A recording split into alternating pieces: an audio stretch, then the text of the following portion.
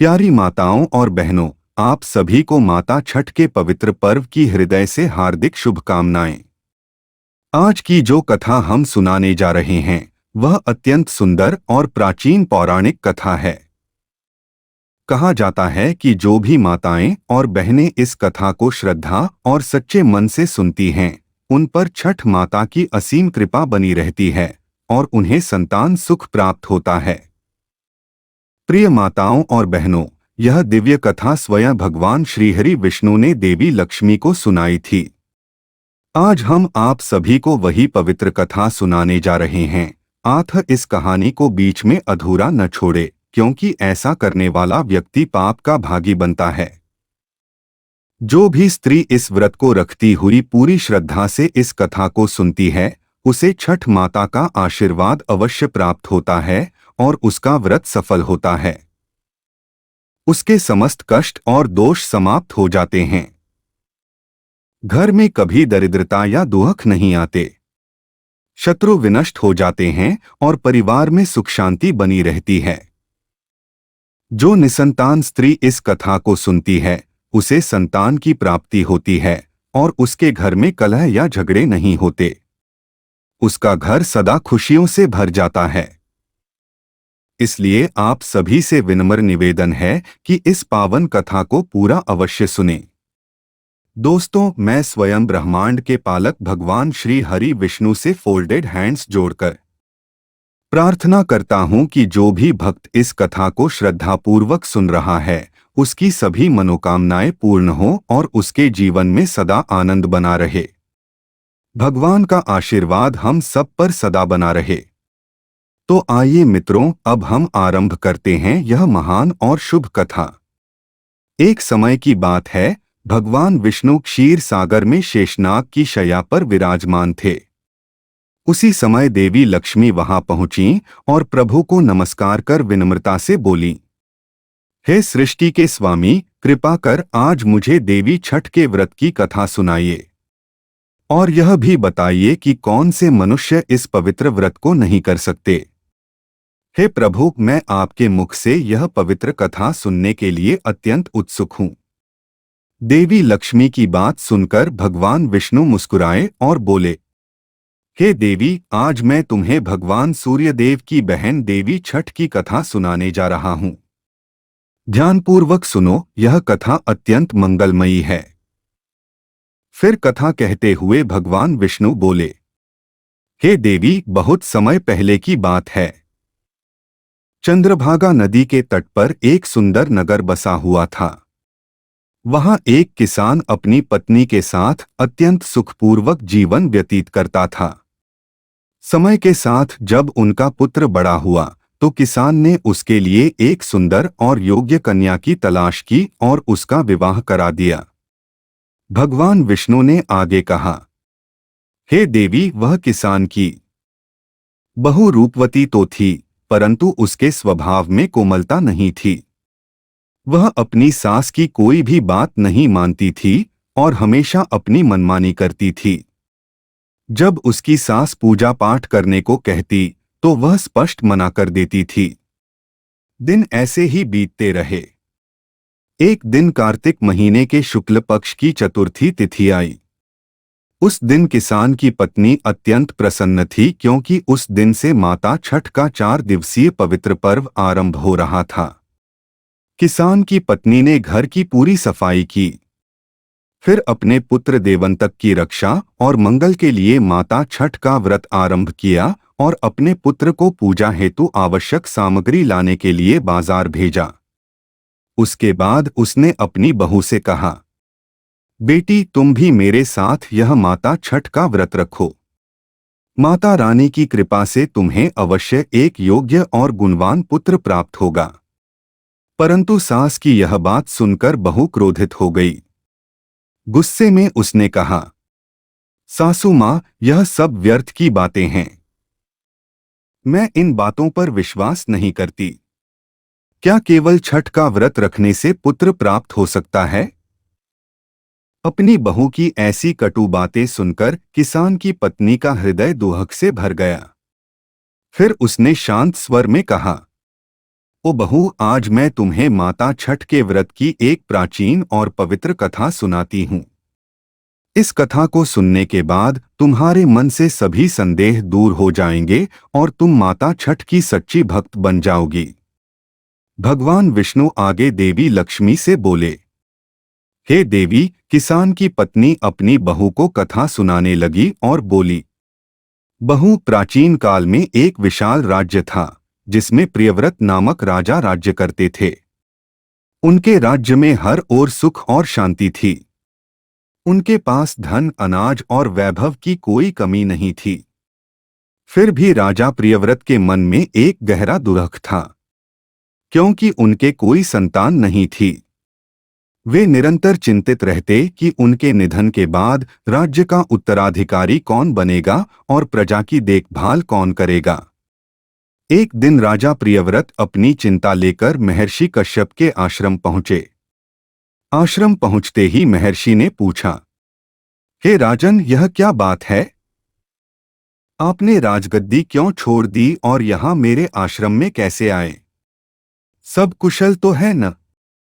राजा प्रियव्रत ने विनम्रता से उत्तर दिया, हे ऋषिवर, हमारे विवाह को अनेक वर्ष बीत चुके हैं, परंतु अब तक हमें संतान सुख प्राप्त नहीं हुआ। कृपा कर हमें कोई उपाय बताइए जिससे हमें पुत्र प्राप्त हो सके। महर्षि कश्यप बोले, हे राजन, यदि तुम पुत्र की कामना रखते हो तो तुम्हें पुत्रेष्टि यज्ञ अवश्य करना चाहिए। यदि यह यज्ञ विधि विधान और नियमों के अनुसार संपन्न किया गया तो तुम्हें निश्चय ही एक गुणवान और भाग्यशाली पुत्र प्राप्त होगा। पर ध्यान रखना, यह यज्ञ तुम्हें अपनी पत्नी के साथ पूर्ण उपवास रखते हुए करना होगा, अन्यथा तुम्हें इसके परिणाम भुगतने पड़ेंगे। महर्षि कश्यप की सलाह को स्वीकार करते हुए राजा प्रियव्रत ने पुत्र प्राप्ति के उद्देश्य से यज्ञ का आयोजन किया।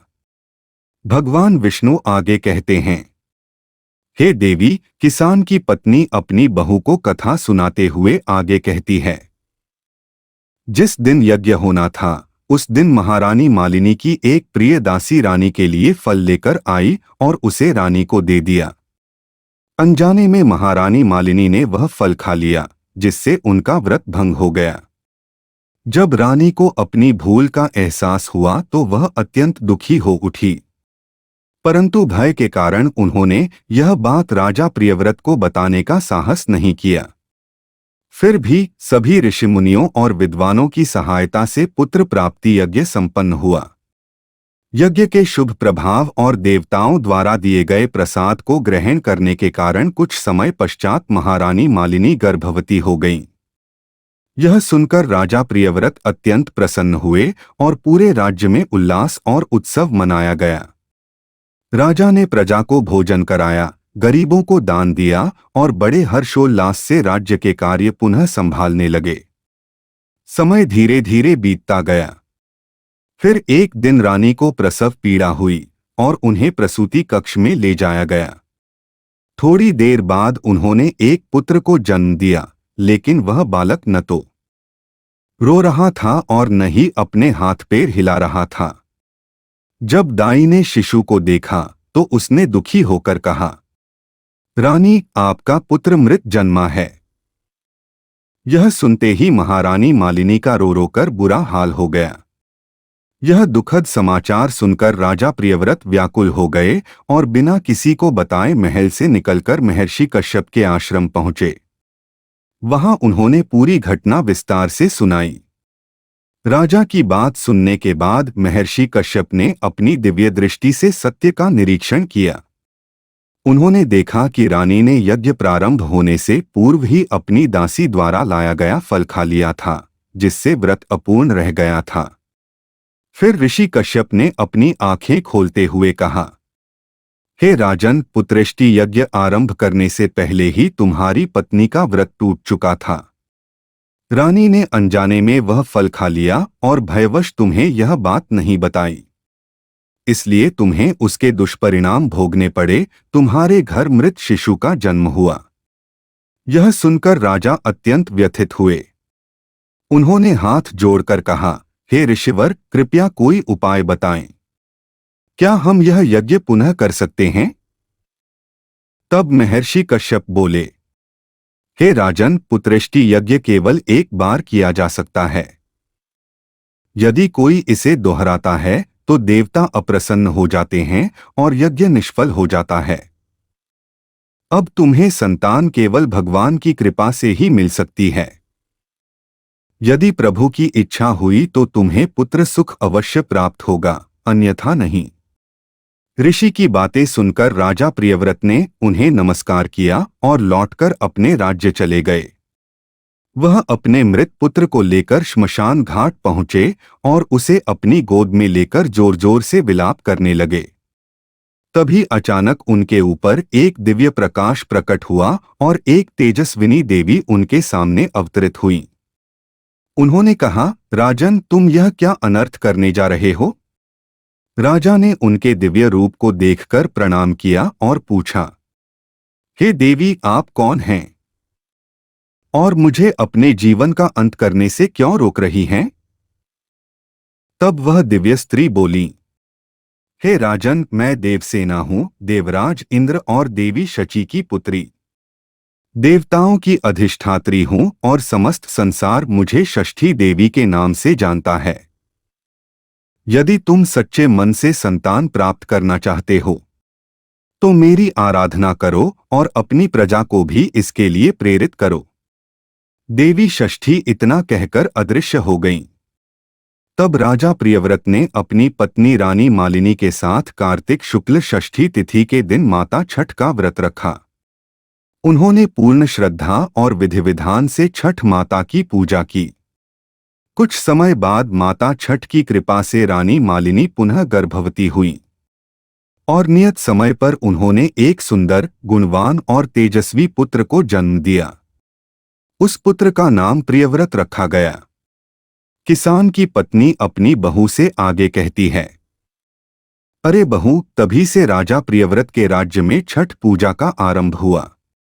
इस पवित्र कथा को सुनने के बाद देवंतक की पत्नी का मन भी बदल गया। उसने सच्चे मन से छठ माता का व्रत रखा, पूरी श्रद्धा से पूजा की और छठ माता की कृपा से उसे भी एक पुत्र प्राप्त हुआ।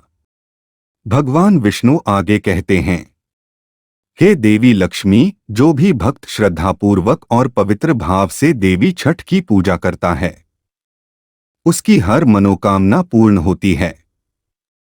देवी छठ की उपासना से सुख, समृद्धि और संतान प्राप्त होती है। भगवान विष्णु आगे बोले, हे देवी, इस प्रकार यह छठ महापर्व की कथा समाप्त होती है। अब मैं तुम्हें देवी छठ से जुड़ी एक और कथा सुनाऊंगा, जिसका उल्लेख धर्म ग्रंथों में भी किया गया है। यह द्वापर युग का समय था। हस्तिनापुर के राजदरबार में द्यूत क्रीड़ा का खेल चल रहा था, जिसमें पांडवों ने क्रमशः सब कुछ हार दिया, यहां तक कि अपना राज्य भी। राज्य खोने के बाद वे वनवास को चले गए और भटकने लगे। तब भगवान श्री कृष्ण ने द्रौपदी से कहा, सखी, देवी छठ की पूजा करो और उनका व्रत रखो। इससे तुम्हें अपना खोया हुआ राज्य पुनः प्राप्त होगा और तुम्हारी सभी इच्छाएं पूर्ण होंगी। भगवान कृष्ण की आज्ञा से द्रौपदी ने छठ व्रत किया और माता छठ की उपासना की।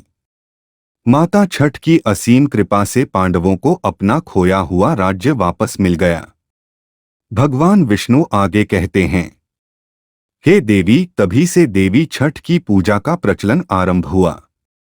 अब मैं तुम्हारे दूसरे प्रश्न का उत्तर दूंगा कि कौन सी स्त्रियां यह व्रत नहीं कर सकती। सुनो, छठ व्रत सभी दुखों को मिटाने और इच्छाओं की पूर्ति का माध्यम है, परंतु यह केवल विवाहित स्त्रियों के लिए ही उचित है, क्योंकि यह सूर्य उपासना का व्रत है। अविवाहित कन्याओं के लिए यह व्रत वर्जित माना गया है। केवल स्त्रियां ही सूर्यदेव की पूजा कर सकती हैं, क्योंकि देवी कुंती ने अविवाहित अवस्था में सूर्य की आराधना की थी और यद्यपि वह ऐसा नहीं चाहती थीं, फिर भी वे माता बन गईं। इसी कारण अविवाहित कन्याओं के लिए सूर्य की पूजा और छठ व्रत निषिद्ध है। भगवान विष्णु ने कहा, हे देवी, इस कथा के माध्यम से तुम्हें ज्ञात हो गया कि किन स्त्रियों को यह पवित्र व्रत नहीं करना चाहिए। तो देवी की वाणी से प्रभावित होकर राजा ने तुरंत उनके निर्देशों का पालन किया। षष्ठी देवी से व्रत की संपूर्ण विधि जानने के बाद वह अत्यंत प्रसन्न मन से अपने महल लौट आए। घर पहुंचकर उन्होंने रानी को देवी के दर्शन और आदेश के बारे में सब कुछ बताया। यह सुनकर रानी बहुत आनंदित हुई। फिर राजा और रानी ने कार्तिक शुक्ल षष्ठी के दिन पूरे विधि विधान से देवी षष्ठी की पूजा अर्चना की। पूजा के प्रभाव से उन्हें एक सुंदर और तेजस्वी पुत्र की प्राप्ति हुई। तभी से छठ का यह पावन पर्व मनाया जाने लगा। अब सुनिए छठ व्रत से जुड़ी एक और प्रेरणादायक कथा। बहुत समय पहले की बात है। एक विधवा वृद्धा अपने छोटे बेटे के साथ रहती थी। वह छठी मैया की परम भक्त थी और हर वर्ष श्रद्धा से यह व्रत करती थी। समय बीता, बेटा बड़ा हुआ और उसने विवाह कर लिया। लेकिन उसकी बहू आधुनिक विचारों वाली थी, जिसे पूजा पाठ और व्रतों में कोई विश्वास नहीं था। एक बार जब वृद्धा छठ मैया की पूजा की तैयारी कर रही थी, उसका बेटा आम की लकड़ी और पूजन सामग्री लेकर आया। यह देखकर बहू व्यंग्यपूर्वक हंसने लगी और बोली, अम्मा, अब जमाना बदल गया है। लोग चांद पर पहुंच गए हैं और आप अब भी इन पुराने अंधविश्वासों में फंसी हैं। इन व्रतों से कुछ नहीं होता। लेकिन वृद्धा शांत रही। उसने प्रेमपूर्वक कहा, बहू, जब मेरे विवाह के बाद कोई संतान नहीं हुई, तब मैंने छठी मैया का यह व्रत किया था। देवी प्रसन्न हुई और उन्होंने मुझे तुम्हारे पति के रूप में संतान दी। छठी मैया की कृपा से ही यह घर आज खुशहाल है। तुम भी यह व्रत करो, तुम्हारी गोद भी जल्द भरेगी। परंतु बहू के मन पर इन बातों का कोई असर नहीं हुआ। उसने तिरस्कार भरे स्वर में कहा, मुझे तो किसी चीज की कमी नहीं है। सुंदर पति है, धन दौलत है, आराम की जिंदगी है। मैं क्यों 3 दिन भूखी रहूं? सास ने कई बार समझाया, लेकिन बहू अपने अहंकार में अड़ी रही और छठी मैया का अपमान करती रही। तभी उसका पति आया और उसने भी अपनी पत्नी को समझाया, देवी देवताओं के सामने घमंड करना उचित नहीं। चलो मां की पूजा में साथ दो, लेकिन वह भी उसकी बात नहीं मानी। अंत में पति निराश होकर बोला, ठीक है, मैं घाट सजाने जा रहा हूं ताकि मां छठी मैया की पूजा कर सकें। वह घाट पर जाकर पूरे मन से तैयारी करने लगा। लोग मिलकर श्रद्धा से पूजा स्थल को सजाने में जुटे। मां और बेटा दोनों ने आम की लकड़ियों से टिकवा बनाकर खाया और पूरे भक्ति भाव से व्रत का पालन किया। वृद्धा ने घर को गोबर से लिपकर शुद्ध किया, जिसे देखकर बहू नाक भौं सिकोड़ते हुए बोली, यह कैसा त्योहार है? घर में हर तरफ गोबर की गंध है, अब रहना मुश्किल हो गया है। पति ने समझाया, मां से झगड़ा मत करो। जो कहना है मुझसे कहो। अब तैयार हो जाओ, पूजा के लिए घाट चलना है। तीनों घाट की ओर रवाना हुए। मां भक्ति गीत गुनगुनाती हुई आगे बढ़ रही थी। बेटा पूजा की टोकरी संभाले साथ चल रहा था और बहू उदासीन भाव से पीछे पीछे चल रही थी। घाट पहुंचकर पति ने कहा, यहाँ बैठो और मां के साथ पूजा करो। लेकिन बहू के मन में अब भी श्रद्धा नहीं जागी थी। लेकिन वह कहती है, मैं यहाँ नहीं बैठने वाली। मेला चल रहा है, मैं उसे देखने जाऊंगी। तुम अपनी मां के साथ बैठो। यह कहकर वह वहां से चली जाती है। सामने ही एक मिठाई की दुकान थी, जहां जाकर वह जलेबी खाने लगती है। तभी उसका पति पूछता है, तुम क्या कर रही हो? पत्नी गुस्से में जवाब देती है, मैं पूजा में नहीं बैठूंगी। मैं घाट पर तुम्हारी पूजा के लिए आने वाली नहीं थी। तुम ही मुझे जबरदस्ती यहाँ लाए हो। अब मैं मेले में घूमूंगी, खाऊंगी, पीऊंगी। तुम और तुम्हारी माँ अपनी पूजा करो, मुझे तुम्हारी पूजा से कोई मतलब नहीं। उसकी बात सुनकर आसपास के लोग रुककर देखने लगे। पति शर्म से भर गया और चुपचाप वहां से चला गया। पूजा शुरू होने से पहले वह स्नान करने घाट की ओर गया, लेकिन जैसे ही उसने डुबकी लगाई, वह पानी में डूबने लगा। वह जोर जोर से चिल्लाने लगा, कोई मुझे बचाओ, लेकिन जब तक लोग उसकी मदद को पहुंचते, वह नदी में डूब गया। जब बूढ़ी माँ को पता चला कि उसका बेटा डूब गया है, तो वह जोर जोर से रोने लगी। छाती पीटकर छठी माता से बोली कि माता, तुमने मेरे साथ यह क्या किया? मैंने तो सदा तुम्हारी भक्ति की, कभी कोई पूजा अधूरी नहीं छोड़ी। फिर आज मुझे ऐसी सजा क्यों दी? अगर मुझे बेटा देकर छीनना ही था, तो क्यों दिया? मैं एक माँ हूँ और तुम भी माँ हो। कैसी माँ हो तुम, जिसने एक माँ से उसका बेटा छीन लिया? 30 साल से मैं तुम्हारी पूजा कर रही हूँ। मेरी भक्ति में कौन सी कमी रह गई कि तुमने मेरी गोद सूनी कर दी? यदि मुझसे कोई भूल हुई हो, तो मुझे दंड दो, मेरे बेटे को नहीं। उसे लौटा दो, वरना मैं भी इसी नदी में कूद जाऊंगी। अब तुम्हारे ही हाथ में है, या तो मेरा बेटा लौटा दो या मेरी जान ले लो। उधर मेले में घोषणा हो रही थी। सभी लोग ध्यान दें। अभी अभी सूचना मिली है कि घाट पर एक व्यक्ति गहरे पानी में डूब गया है। कृपया कोई भी आगे न जाए, पानी में खतरा है। यह सुनते ही बहू घबरा गई और यह जानने दौड़ी कि वह व्यक्ति कौन है। जैसे ही वह पूजा स्थल पर पहुंची, उसने देखा उसकी सास जोर जोर से रो रही थी। उसे तभी समझ में आ गया कि उसका पति अब इस दुनिया में नहीं रहा। वह भी पागलों की तरह चिल्लाने और रोने लगी, गन्ने फेंकने लगी।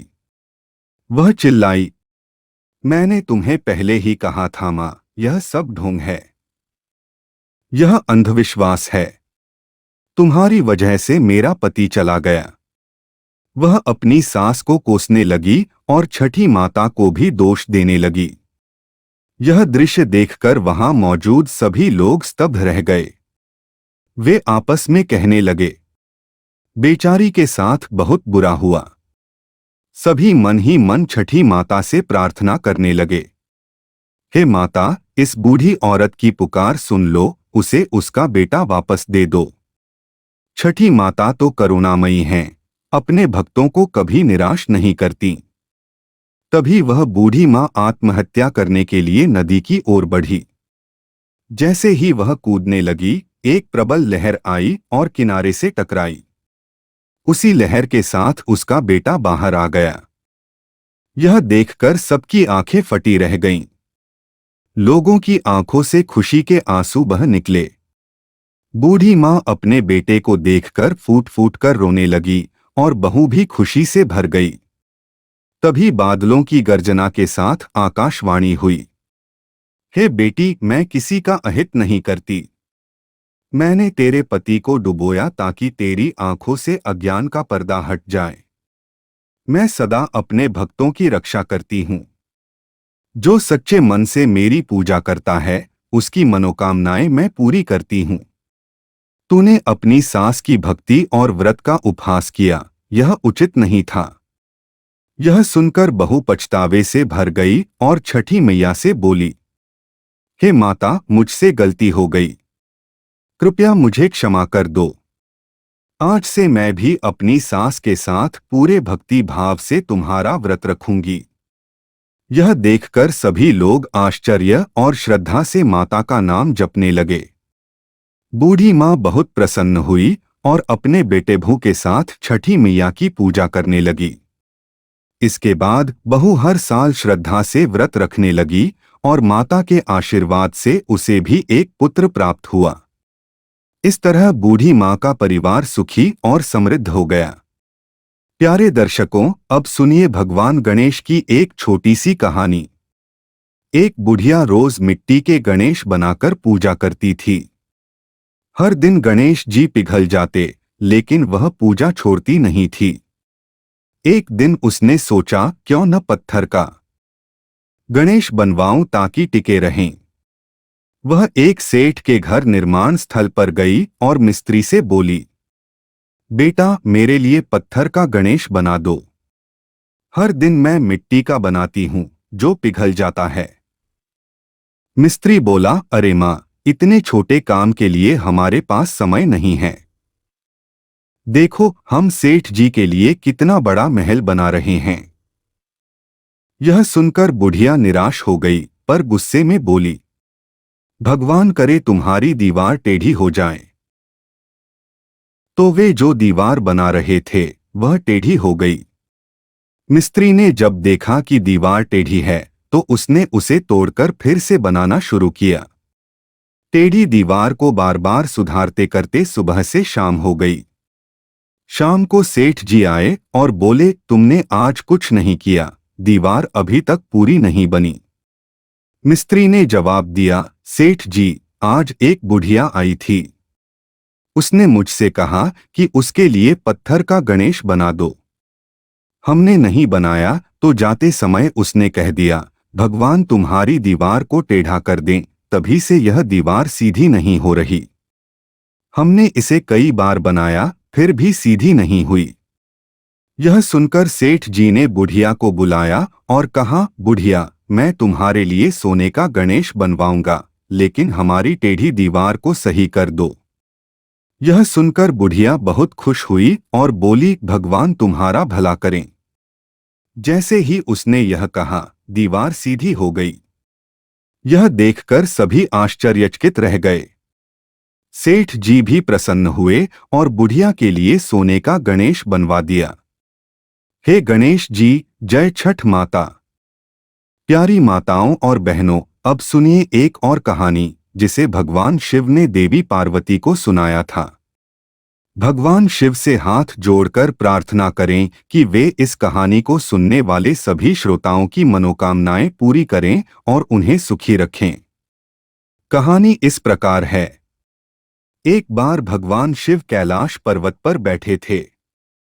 देवी पार्वती उनके पास आईं और प्रणाम करके बोलीं, हे ब्रह्मांड के स्वामी, कृपया मुझे आज देवी छठ के व्रत की कहानी सुनाइए।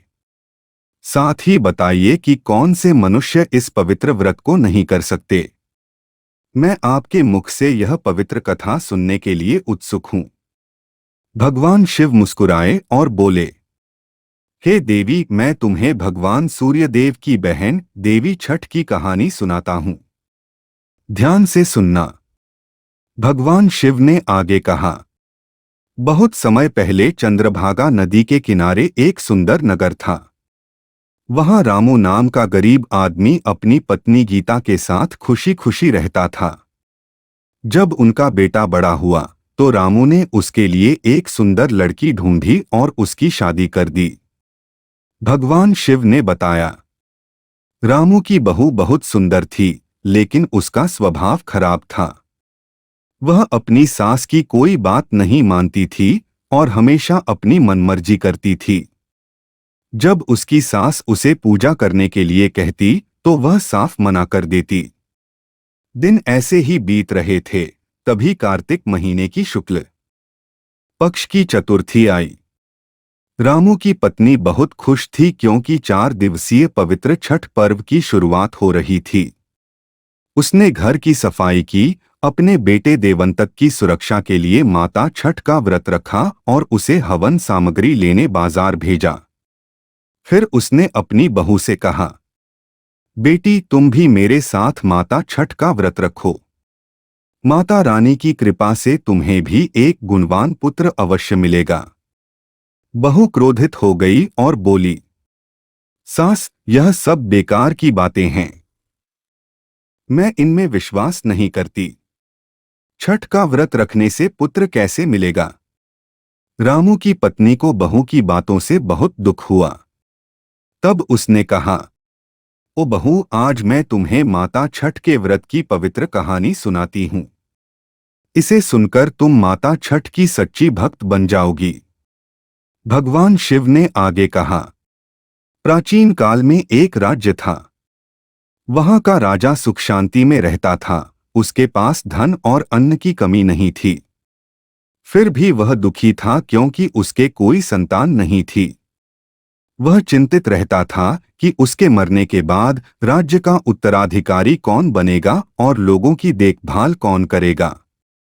एक दिन राजा महर्षि के आश्रम में गए और बोले, हे ऋषि, हमारी शादी को कई साल हो गए, लेकिन हमें संतान सुख नहीं मिला। महर्षि ने पूछा, राजा, आप क्यों चिंतित हैं? क्या सब ठीक नहीं है? राजा ने दुखी होकर अपनी व्यथा बताई। हमने कई वर्षों तक संतान सुख की कामना की, पर हमें कोई संतान नहीं मिली। हे ऋषि, कृपया मुझे मार्गदर्शन दें और संतान प्राप्ति का उपाय बताइए। महर्षि कश्यप ने राजा को उत्तर दिया, यदि आप संतान सुख पाना चाहते हैं तो पुत्र प्राप्ति यज्ञ करना अनिवार्य है। इस यज्ञ को निर्धारित विधि और विधि विधान से करना होगा और इसे अपनी पत्नी के साथ उपवास के साथ संपन्न करना होगा। यदि ऐसा नहीं किया गया तो इसके परिणाम गंभीर हो सकते हैं।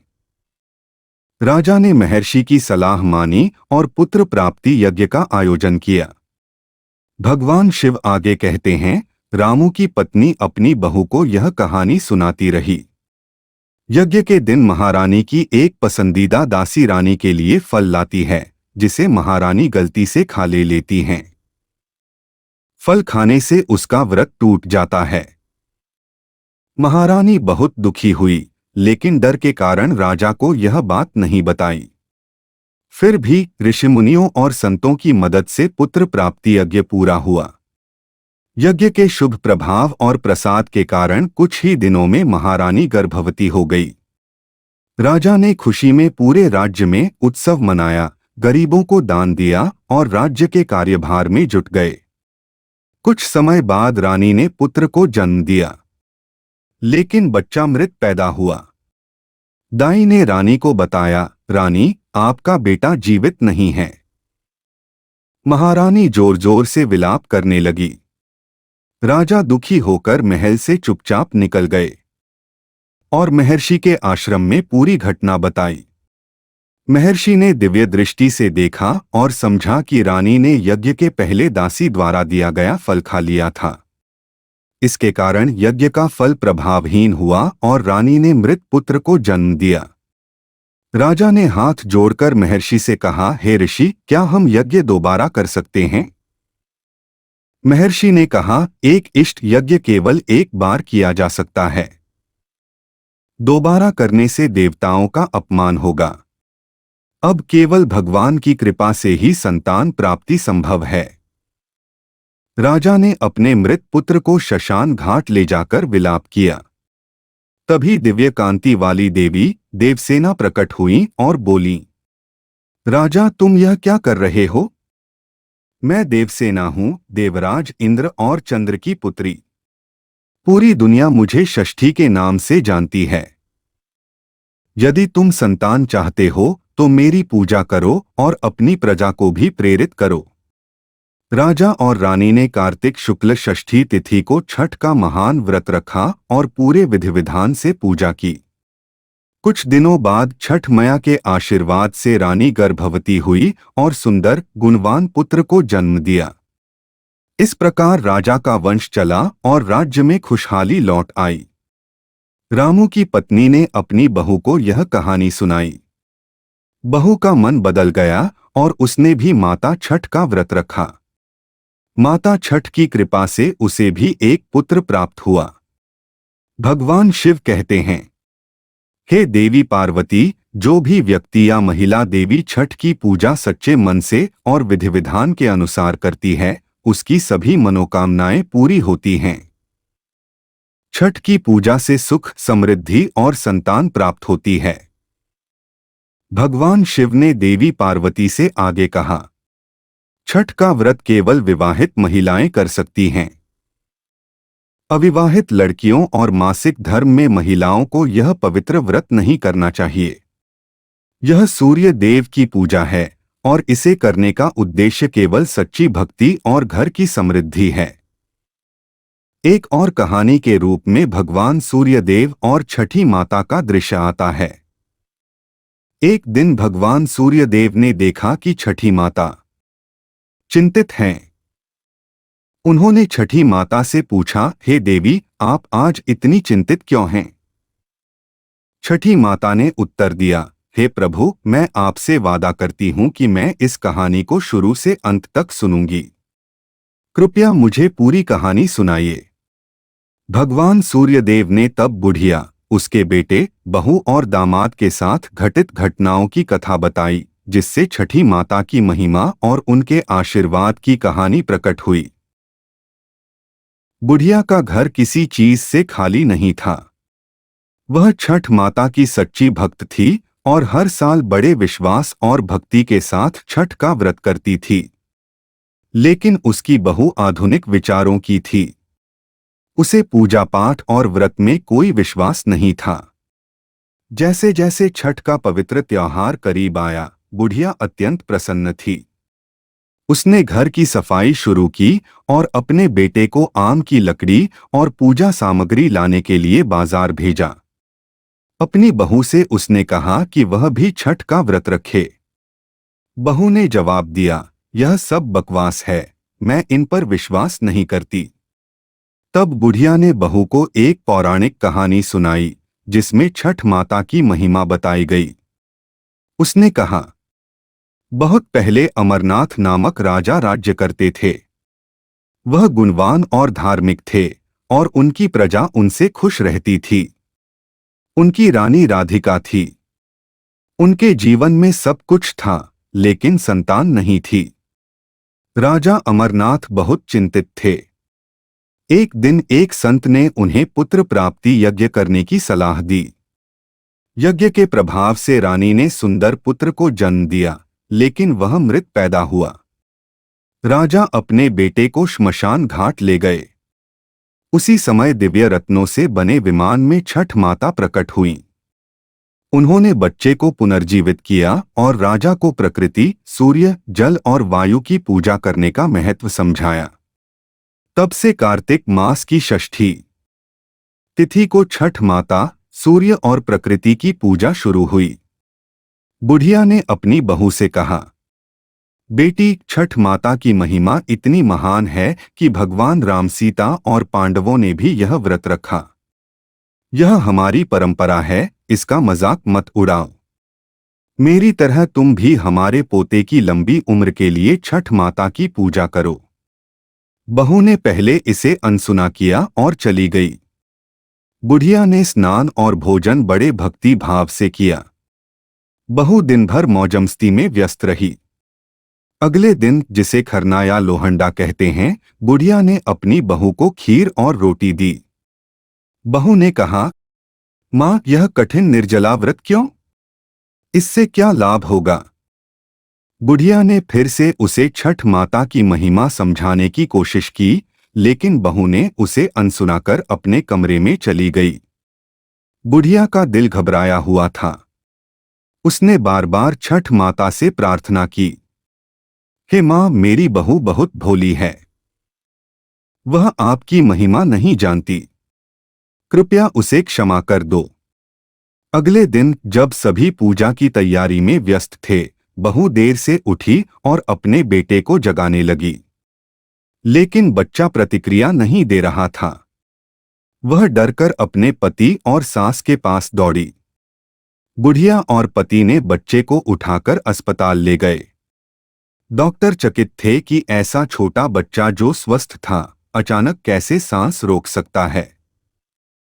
बुढ़िया ने अपने पोते की मृत्यु को देखकर छठ माता से प्रार्थना की, हे छठ माता, क्षमा करें। मेरे पोते के शरीर में जान भर दो। आप ही ने उसे दिया और आप ही समय से पहले उसकी जान कैसे ले सकती हैं? तभी वहां एक अज्ञात साध्वी आई और बहू से कहा, छठी माता किसी की जान अकाल मृत्यु में नहीं लेती। आपने अवश्य कोई गलती की होगी। आज छठ का पवित्र पर्व है। माता को पूरी भक्ति से याद करो, व्रत विधि विधान से करो। तुम्हारा बेटा निश्चित रूप से जीवित होगा। इससे दुखित बुढ़िया को आशा की किरण मिली। बहू के अंदर भक्ति जागृत हुई। उसने अपनी आंखें बंद की, छठ माता को याद किया और पवित्र व्रत विधि विधान से रखने का संकल्प लिया। जैसे ही बहू ने अपनी आंखें खोली, उसने देखा कि उसका बच्चा हंसते हुए आंखें खोल रहा है। बुढ़िया और बहू की खुशी का ठिकाना नहीं रहा। छठ माता की कृपा और आशीर्वाद से परिवार में सुख और समृद्धि लौट आया। यह चमत्कार देखकर पूरे परिवार के सदस्य आश्चर्यचकित रह गए। बच्चे को जीवित देखकर बहू ने आभारी होकर उस अज्ञात महिला की ओर सिर घुमाया, लेकिन वहां कोई नहीं था। तभी उसे समझ आया कि यह स्वयं छठ माता थीं, जो व्रत की महिमा सिखाने और परिवार की रक्षा करने आई थीं। इसके बाद बहू ने बुढ़िया के साथ मिलकर पूरी भक्ति भाव से पूजा की तैयारी की और शाम को घाट पर जाकर सूर्यदेव और छठ माता की पूजा की। उसने मन ही मन प्रार्थना की, हे छठ माता, जैसे आपने अज्ञात महिला के रूप में मेरे बेटे की रक्षा की, कृपया हमारे परिवार की भी रक्षा करें और हमेशा हमें अपना आशीर्वाद बनाए रखें। अब हम आपको छठ माता की एक और कहानी सुनाते हैं।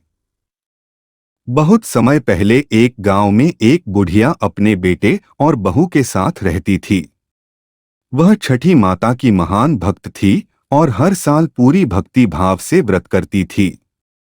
लेकिन उसकी बहू नए विचारों वाली थी और पूजा पाठ में बिल्कुल विश्वास नहीं करती थी। एक बार बुढ़िया छठ पूजा की तैयारी कर रही थी। बहू ने कहा, ओह माँ, यह सब बेकार की बातें हैं। आज भी तुम अंधविश्वास में जुटी हो। अगर तुम इस उम्र में 3 दिन तक भूखी रहोगी तो बस अपने आप को ही कष्ट दोगी। मुझे आश्चर्य है कि भूखे प्यासे लोग खुद को क्यों सताते हैं। बुढ़िया मुस्कुराई और बोली, बहू, शादी के बाद मेरी कोई संतान नहीं थी। मैंने छठ माता का व्रत रखा और माता ने मेरी पुकार सुनी। यह तुम्हारा पति ही छठ माता का वरदान है, इसलिए इस साल भी व्रत रखो। देवी तुम्हारी पुकार सुनेंगी और तुम्हारी गोद बच्चों से भर देंगी। लेकिन बहू किसी की नहीं सुनती थी। वह कहती रही, मैं पूजा नहीं करने वाली। मेरे पास पहले से ही सुंदर पति है, घर और सुख सब है। मैं दिन रात मौज करती हूं। बुढ़िया की बार बार समझाने की कोशिश बेअसर रही। तब बहू ने बेटे से कहा, अगर तुम्हें पूजा नहीं करनी है तो मत करो, लेकिन मां से झगड़ा मत करना। छठी माता घाट पर जाने का समय आया। बहू उत्सुकता से घाट गई, लेकिन प्रार्थना करने के बजाय मेले में चली गई। थोड़ी देर बाद उसका पति उसे खोजने लगा।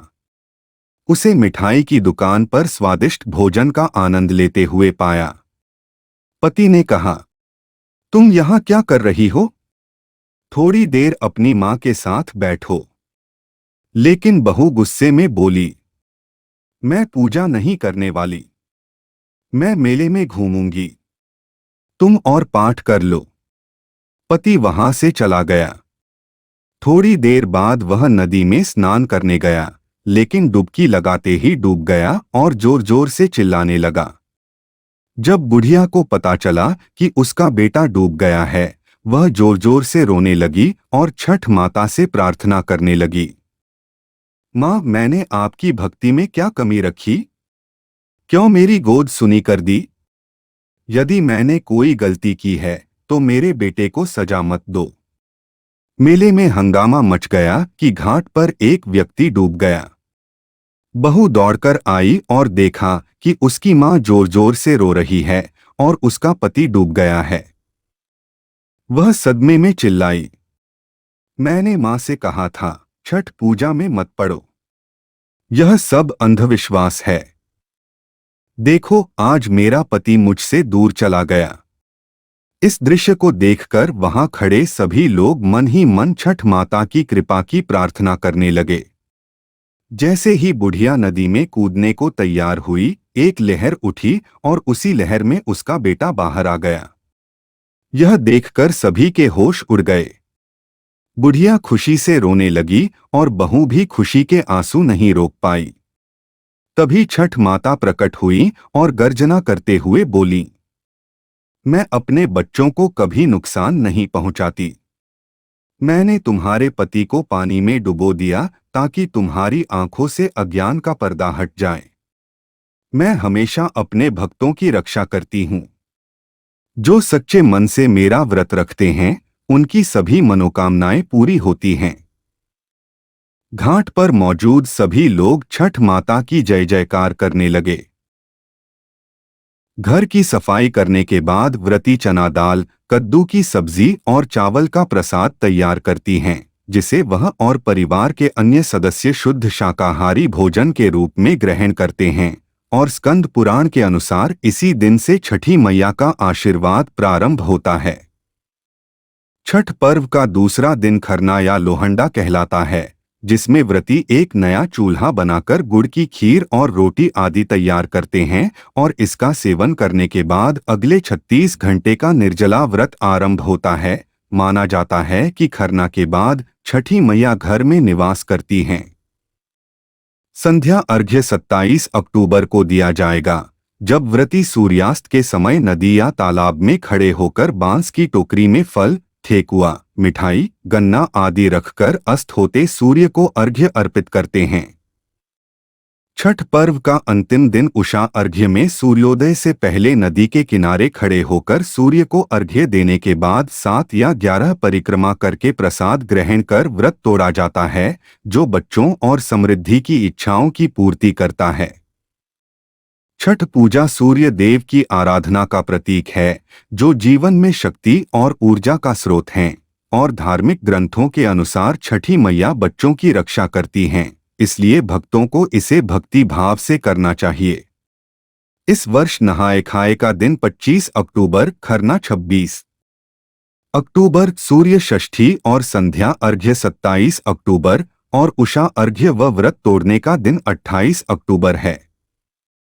यह व्रत 3 दिनों तक किया जाता है, जिसमें महिलाएं पंचमी को बिना नमक का भोजन करती हैं, दूसरे दिन निर्जला व्रत रखती हैं और षष्ठी के दिन अस्त होते सूर्य को अर्घ्य देती हैं। तीसरे दिन सूर्योदय से पहले नदी या तालाब में स्नान करके उगते सूर्य को अर्घ्य अर्पित कर व्रत तोड़ती हैं। छठ पूजा न केवल सूर्य देव की आराधना और धार्मिक आस्था का प्रतीक है, बल्कि पारिवारिक एकता और सामाजिक सद्भाव को भी बढ़ावा देती है। प्यारी माताओं और बहनों, यदि आपने यह वीडियो देखा है तो आपको छठ पूजा की विधि, इसका महत्व और व्रत कथा पूरी तरह समझ में आ गई होगी।